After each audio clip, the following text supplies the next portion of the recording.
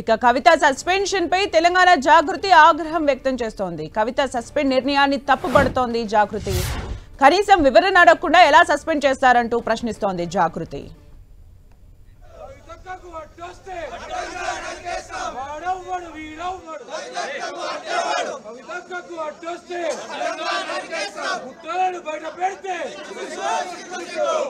ఇక జాగృతి కార్యకర్తల వర్షం చెప్పడానికి మనతో పాటు కర్ణాకర్ సిద్ధంగా ఉన్నారు. కర్ణాకర్, సుమిత్ర, కొంత తెలంగాణ జాగృతి కార్యాలయానికి ముఖ్యమైన నేతలు కార్యకర్తలంతా కూడా చేరుకుంటున్న పరిస్థితి మనం చూస్తున్నాం. కాసేపటి క్రితం కవిత విషయంలో బీఆర్ఎస్ పార్టీ కఠిన నిర్ణయం తీసుకుంది. కవితను పార్టీ నుంచి సస్పెండ్ చేస్తూ కేసీఆర్ నిర్ణయం తీసుకున్నారు.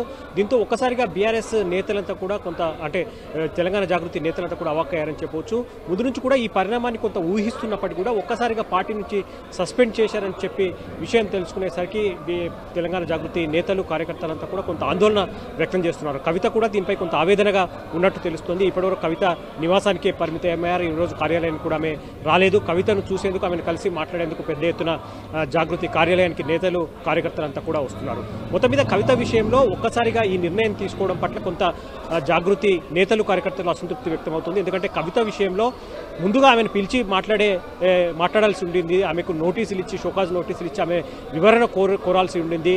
ఎందుకు కవిత ఇంత అసంతృప్తి వ్యక్తం చేస్తూ వస్తుంది, ఎందుకు పార్టీ నేతలపైన, అందులో ప్రధానంగా నిన్న హరీష్ రావు కావచ్చు, సంతోష్ పై కావచ్చు, ఎందుకు అవినీతి ఆరోపణలు చేసింది, ఆమె కీలక కామెంట్ చేసింది. దానిపై కవిత వివరణ తీసుకుంటే బాగుండేది అన్న అభిప్రాయం తెలంగాణ జాగృతి నేతల్లో వ్యక్తం అవుతుంది.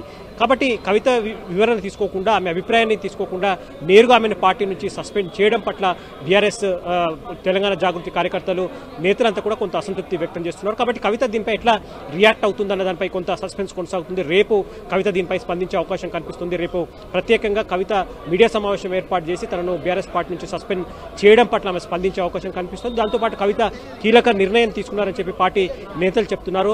ఎమ్మెల్సీ పదవి కూడా కవిత రాజీనామా చేసే విధంగా ఆమె ఇప్పటికే నిర్ణయం తీసుకున్నట్టు తెలుస్తుంది. రేపు మీడియా సమావేశంలో తన సస్పెన్షన్పై స్పందించడంతో పాటు బీఆర్ఎస్ పార్టీ నుంచి సంక్రమించిన ఎమ్మెల్సీ పదవి కూడా ఆమె రాజీనామా లేఖను సమర్పించే అవకాశం కనిపిస్తుంది. కాబట్టి ఈ పరిణామాలన్నింటినీ అటు బీఆర్ఎస్ పార్టీలో కావచ్చు, ఇటు తెలంగాణ జాగృతిలో కావచ్చు భిన్న స్వరాలు వినిపిస్తున్నాయి. బీఆర్ఎస్ పార్టీ చూస్తే చాలా స్పష్టంగా కవితను సస్పెండ్ చేయడం పట్ల సానుకూల స్పందన వస్తుంది. ఎందుకంటే కవిత వ్యాఖ్యల వల్ల, ఆమె ఇప్పటివరకు చేస్తున్న కార్యక్రమాల వల్ల బీఆర్ఎస్ పార్టీకి, కేసీఆర్ కుటుంబానికి ఇబ్బందికరమైన, కష్టమైన పరిణామాలు తలెత్తుతున్నాయి. కాబట్టి ఇంకా ఉపేక్షించొద్దు, సస్పెండ్ చేసిన పరిస్థితి బాగానే ఉందని చెప్పి బీఆర్ఎస్ పార్టీ నుంచి సానుకూల స్పందన వస్తుంటే తెలంగాణ జాగృతి మాత్రం కొంత అసంతృప్తి, ఆవేదన, ఆందోళన వ్యక్తమవుతున్న పరిస్థితిని మనం చూస్తున్నాం.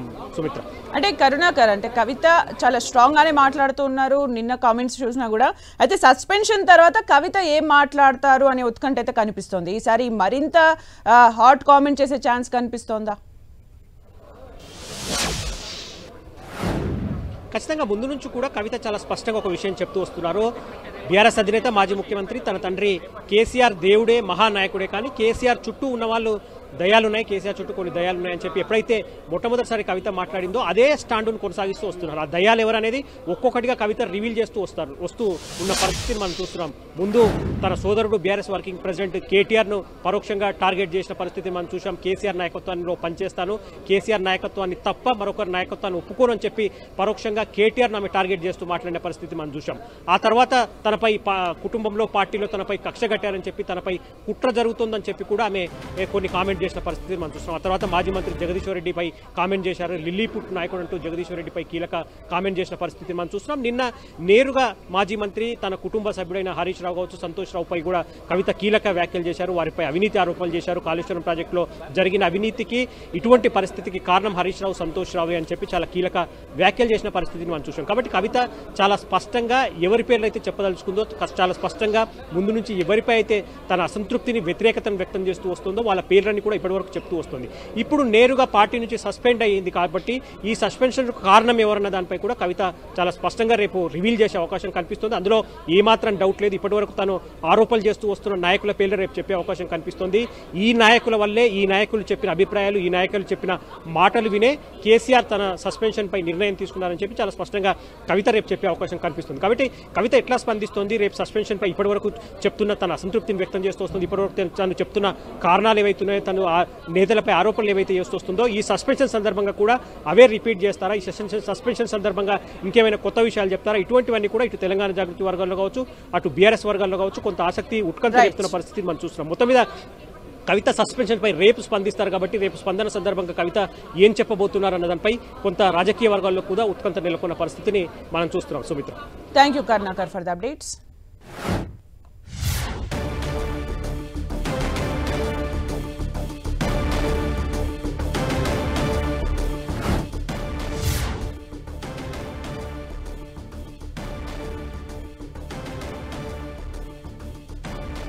రైట్, కవిత సస్పెన్షన్ తర్వాత జరుగుతున్న సిచ్యువేషన్ ని మనము 10 టీవీ స్క్రీన్ పైన చూస్తున్నాం. ఒకవైపు బీఆర్ఎస్ కార్యకర్తల్లో ఆగ్రహావేశాలు కనిపిస్తున్నాయి. కవిత పోస్టర్స్ ని చించేస్తూ ఉన్నారు. కవిత ఫ్లెక్సీలను కూడా కాలుస్తున్న దృశ్యాన్ని మనం చూస్తున్నాం. కవిత పైన నెగటివ్ గా నినాదాలు చేస్తున్న దృశ్యాన్ని మనం 10 టీవీ స్క్రీన్ పైన చూస్తున్నాం.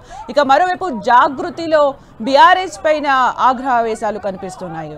ఎక్స్ప్లెనేషన్ అడగకుండా ఎలా సస్పెండ్ చేస్తారు అంటూ కూడా జాగృతి కార్యకర్తల్లో వాళ్ళ వర్షన్ తెలియజేస్తున్నారు. మనము విజువల్స్ లో చూడొచ్చు. పార్టీకి వ్యతిరేకంగా వ్యవహరించిన కవిత పైన ఇలాంటి యాక్షన్ తీసుకోవడం కరెక్ట్ అని ఒకవైపు బీఆర్ఎస్ సానుకూలంగా స్పందిస్తూ ఉంటే ఎలాంటి ఎక్స్ప్లెనేషన్ లేకుండా ఎలా సస్పెండ్ చేస్తారు అంటూ కూడా జాగృతి కార్యకర్తలు ప్రశ్నిస్తున్న సిచ్యువేషన్ ని మనం చూస్తూ ఉన్నాం.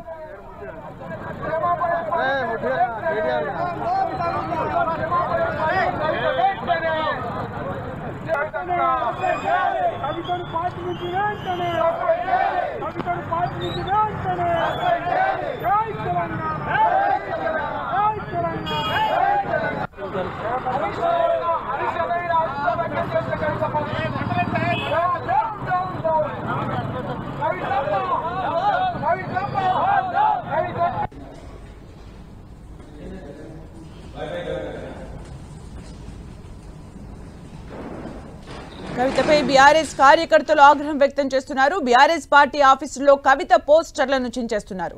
కోరుట్ల బీఆర్ఎస్ ఆఫీసులోని కవిత పోస్టర్ను తొలగించారు. కొన్ని చోట్ల కవిత దిష్టి బొమ్మను దహనం చేస్తున్నారు.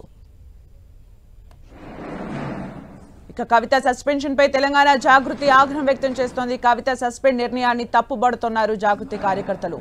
కనీసం వివరణ అడగకుండా ఎలా సస్పెండ్ చేస్తారంటూ ప్రశ్నిస్తున్నారు జాగృతి కార్యకర్తలు.